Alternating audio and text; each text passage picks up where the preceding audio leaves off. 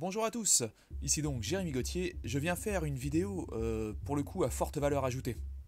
Cette vidéo s'adresse aux chefs d'entreprise qui ne sont pas finalement endettés et qui ont de la trésorerie.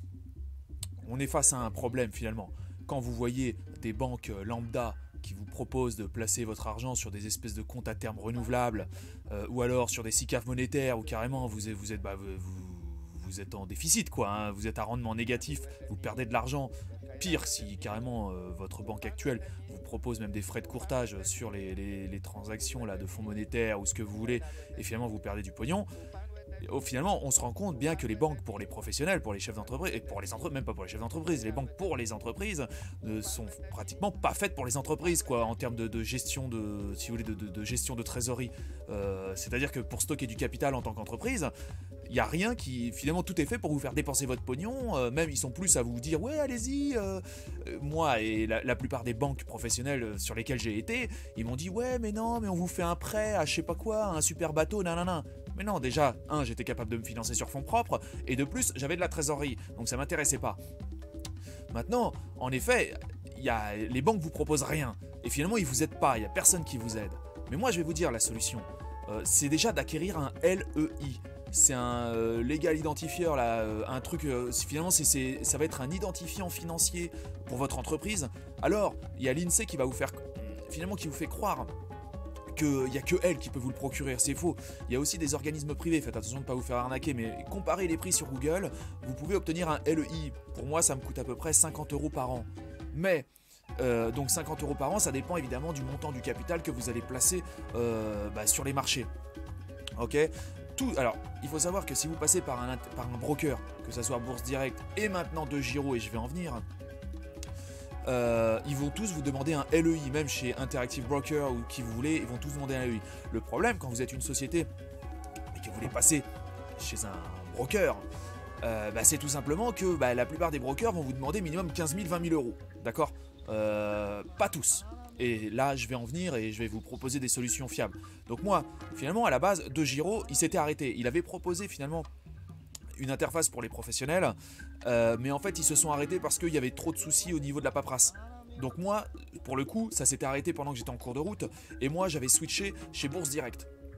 Le problème de Bourse Direct, c'est qu'ils sont plus chers, mais en plus ils font pas beaucoup de marché. C'est-à-dire il n'y a pas beaucoup de places de marché. C'est-à-dire que si vous voulez passer sur des obligations, si vous voulez acheter des obligations sur la Deutsche Börse, alors j'ai peut-être pas l'accent allemand, hein, mais sur finalement la bourse allemande, parce que la plupart des grosses obligations sont cotées finalement en Allemagne. Hein. Les Allemands sont beaucoup plus, enfin si vous voulez, il y a beaucoup plus de cotations en Allemagne, même en termes d'actions ou ce que vous voulez, que en France. Ok, il faut passer par la place allemande. La place parisienne est foutue quoi. Enfin si vous voulez, elle est pourrie. Excusez-moi, la place parisienne est complètement has-been. Donc vous pouvez passer par la place allemande.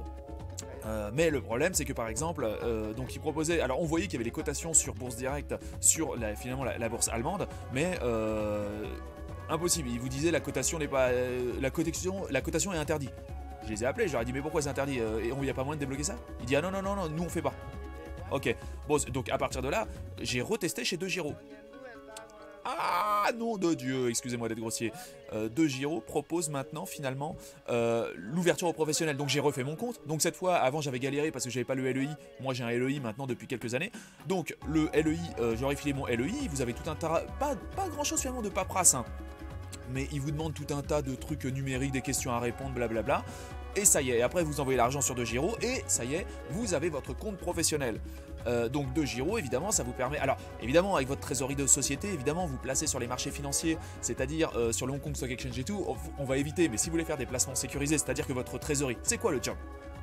Le job, c'est que votre trésorerie, elle vous rapporte. C'est-à-dire que si vous avez de l'argent immobilisé dans votre société, vous le placez sur le marché, et donc vous allez taper à la fin de l'année, vous essayez déjà de ne pas en perdre, c'est déjà comme disait monsieur Charles Gave, déjà on va essayer de ne pas en perdre, mais en plus on va essayer d'en gagner un petit peu. Donc après à vous de faire vos placements, moi j'ai rien à vous conseiller finalement là-dessus, alors en plus pour de la trésorerie de société, laissez tomber, essayez de prendre évidemment, enfin j'ai rien à causer d'un point de vue philosophique, essayez quand même de prendre des trucs à faible risque, peut-être à faible rendement, mais à faible risque. Vous voyez ce que je veux dire? C'est quand même votre société. En plus, si vous avez des salariés derrière et tout, vous allez pas, vous voyez ce que je veux dire?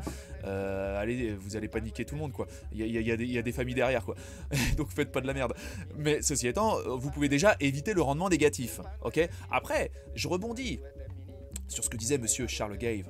Comme quoi finalement que quand vous placez votre argent dans les banques, cet argent est considéré finalement, c'est comme si vous prêtiez l'argent à la banque. Donc finalement cet argent c'est comme vous ne déteniez pas en fonds propres.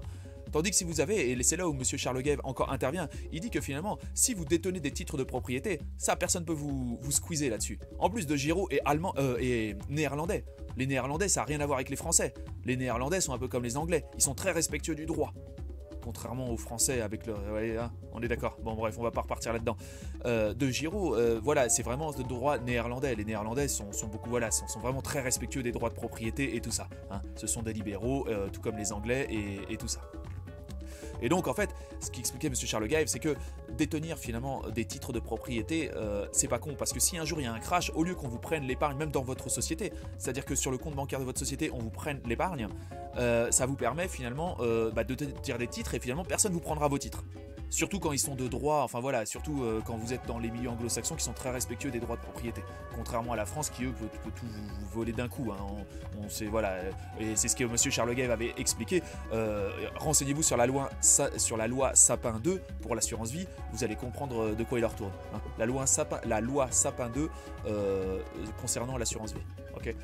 Et donc il avait déjà tout expliqué dans certaines vidéos sur YouTube, et voilà, donc je rebondis là-dessus, et c'est vrai que moi ça m'a repoussé finalement à me dire, là j'ai de la trésorerie mais en banque, mais mieux vaut que la trésorerie soit switchée sur le marché action, ou alors le marché obligataire.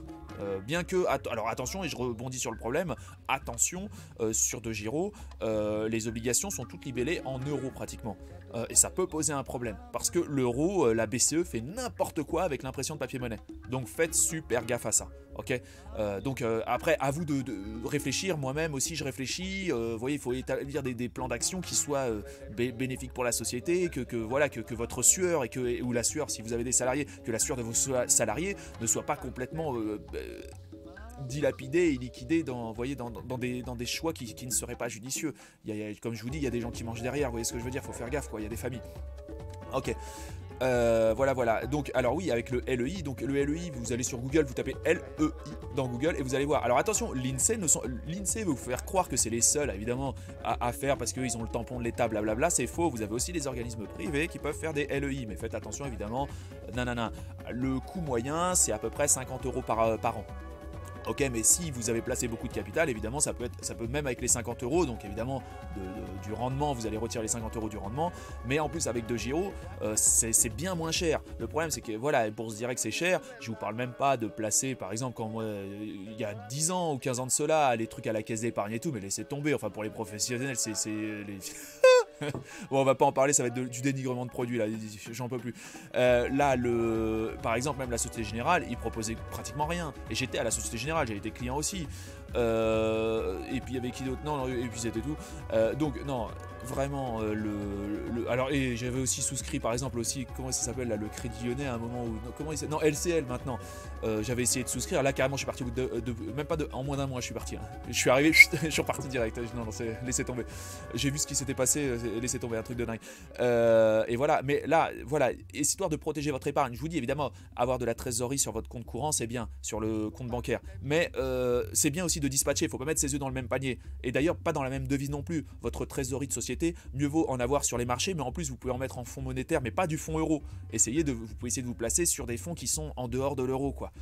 Évidemment, étant donné que l'euro est dilué et fait à coup de quantitative easing, et que Madame Lagarde ne veut pas entendre raison, il faut essayer de dégager de votre trésorerie. En plus, et le pire, c'est que même si vous dégagez votre trésorerie de l'euro, étant donné qu'ils vont diluer l'euro, vous allez récupérer, vous allez mettre, je sais pas, sur du dollar hongkongais, vous allez mettre sur d'autres devises, je sais pas, ou même sur des obligations qui ont du rendement, des obligations asiatiques, je sais pas, allez, on va dire un truc exemple, vous pourrez me dégueuler dessus si vous voulez, mais bon, on va dire par exemple des obligations de la Malaisie ou ce que vous voulez. Alors, enfin, je dis ça, mais non, avec De Giraud, c'est pas possible. Il faut passer par Interactive Broker pour faire ça. Bon bref, et Interactive Broker par contre pour les pros je crois que c'est minimum 15 000 ou je veux pas dire de bêtises mais il y a un sacré montant sur Interactive Broker qu'il faut mettre directement chez le broker quand vous êtes professionnel. Les gens aiment pas beaucoup, finalement les brokers aiment pas beaucoup les professionnels parce que c'est le bordel. À la base il y a beaucoup de paperasse à remplir et tout ça, mais c'est vrai que maintenant avec les LEI et qu'ils ont réussi à faire c'est un peu plus souple les réglementations en fait. Voilà. Bon, je pense que tout est dit. Voilà, mais en tout cas, voilà, évitez de vous mettre que en euros. Vous voyez ce que je veux dire, parce qu'il faut protéger l'épargne de votre entreprise. Si vous avez de la trésorerie qui va dormir pendant un petit moment, du capital qui va dormir, nanana, voilà, cool. Et voilà, voilà. Bon, je pense que tout est dit. DeGiro, alors DeGiro, le lien, je vous le mets en bas si vous voulez souscrire à DeGiro. Vous pouvez évidemment en tant que particulier, mais aussi maintenant en tant que professionnel. Ça y est, l'inscription professionnelle est rétablie. Et depuis pas longtemps, hein, parce que moi, il y a 4 mois ou 5 mois de cela, ils avaient bloqué le processus. Et justement, le mec au téléphone m'avait dit, on est en refonte, on refonte tout le processus d'inscription pour les sociétés. Ça prend beaucoup trop de temps parce que avec les scans de documents et tout le bazar. Et donc, ils ont fait une interface 100% online, sans intervention humaine. Moi, j'ai pas eu... Alors, j'avais déjà un processus en cours, en fait. Mais j'ai pas eu à resouscrire... Enfin, il n'y a pas eu d'intervention humaine, il n'y a eu que des machines. Ça, c'est le principe de DeGiro, ça, ils aiment bien ça. Donc, voilà.